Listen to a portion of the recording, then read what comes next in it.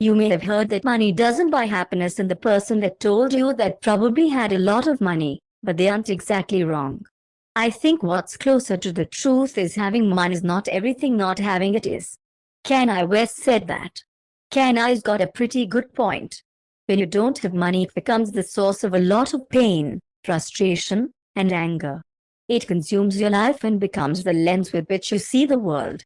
Hey, how much did that cost though? That must have been expensive. Hey, I think you owe me 20 bucks. You can pay me later. That's when we don't have it, every problem seems to revolve around money. And while being rich won't fix every problem in your life, stacking up some money seems like a worthwhile pursuit. When you become financially free, you will no longer make every decision solely based on money. You don't take a job just because it pays better. You don't have to look at the price of organic groceries to make sure you can afford them. Hell, you can take Uber Black to the airport every once in a while. Imagine being at a place where you never had to worry about money again. And maybe not even that far, imagine a place where money wasn't the major stressor in your life and in your relationships. The steps to get there are simple, but it's not gonna happen overnight. So let's get started. Step 1. Create an emergency fund.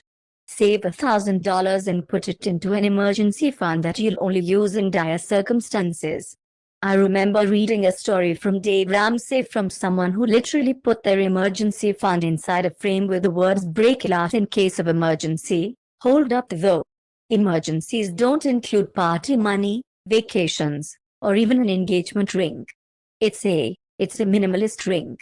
This money should only be used if and when shit hits the fan. When your car breaks down, when you need to replace your water heater, basically when your life would otherwise become completely derailed, that's when you go to the emergency fund. Why create an emergency fund? Because everything that can go wrong will go wrong, and instead of borrowing money from your family again, or pulling out your credit card, pushing yourself further into debt, you'll have something to fall back on. The great thing about the emergency fund is that it starts to give you that feeling of financial freedom. For the first time maybe in your adult life, you have some room to breathe. This step is the quickest way to finally start to gain some control back in your life. Step 2. Pay off your debt. About 80% of American adults are in debt, and we've just accepted this as the status quo. Maybe we bought shit we didn't need to furnish an apartment we couldn't afford, or purchased a new car when we could have bought used.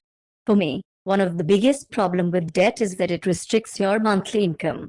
So when you're paying $500 to $700, even more on your mortgage, student loans, your car payment, it severely restricts the amount of money you can save. The other thing I'll say is that you're gonna be saving thousands of dollars in interest if you're able to pay off your loans quicker. Forget about cutting back on your daily lattes. This is where you're gonna take the biggest step toward financial freedom.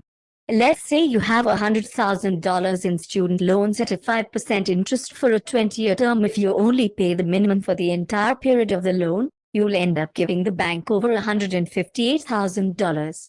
This kind of feels like an emergency. So what's the best way to pay off your debt early?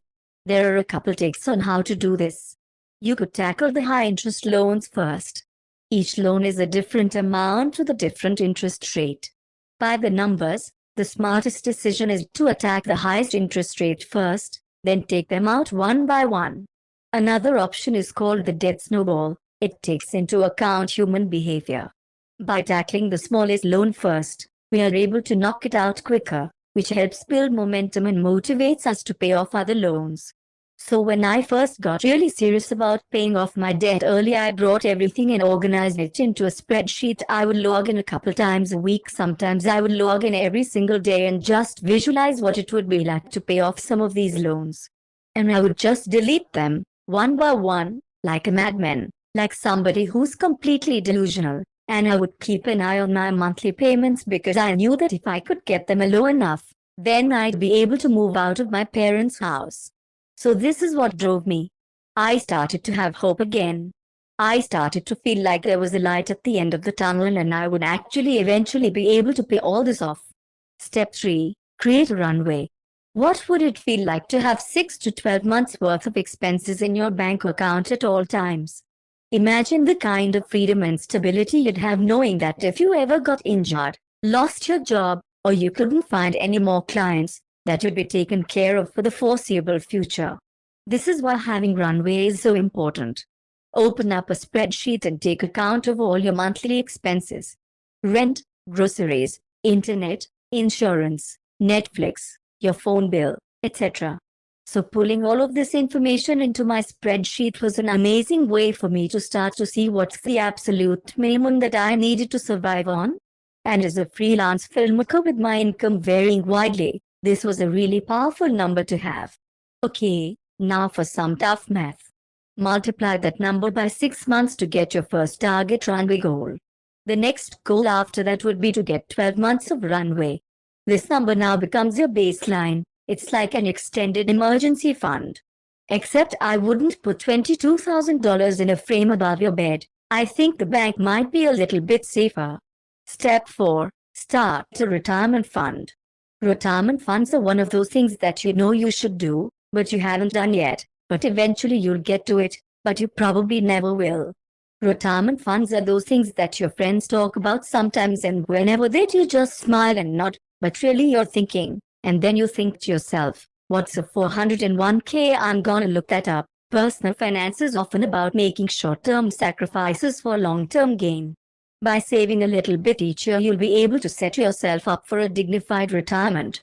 First, compound interest is the shit, and here's why. So you have a lot of money, like you have $10,000, and then over the course of a year, that money is making money because you're investing it into stocks and stuff, and then you have more money at the end of the year. So then the next year you're making more money on top of that money, and then that money is making even more money, and then the next year you're making even more money.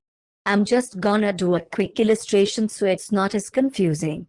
Say you put $10,000 into a 401k, receiving a 10% annual return at the age of 20. If you never touch that money until you turn 70 years old, you'll have over $1.1 million in the bank, all that from simply putting away $10,000.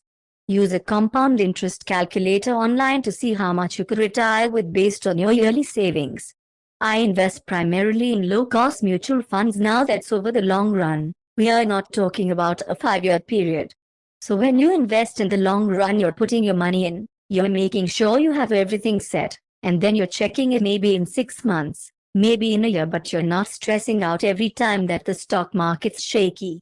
When 2008 hit, a lot of people lost money, but if you're investing in the long term, that's not gonna matter at all, because in 30 years, you're gonna eventually make your money back.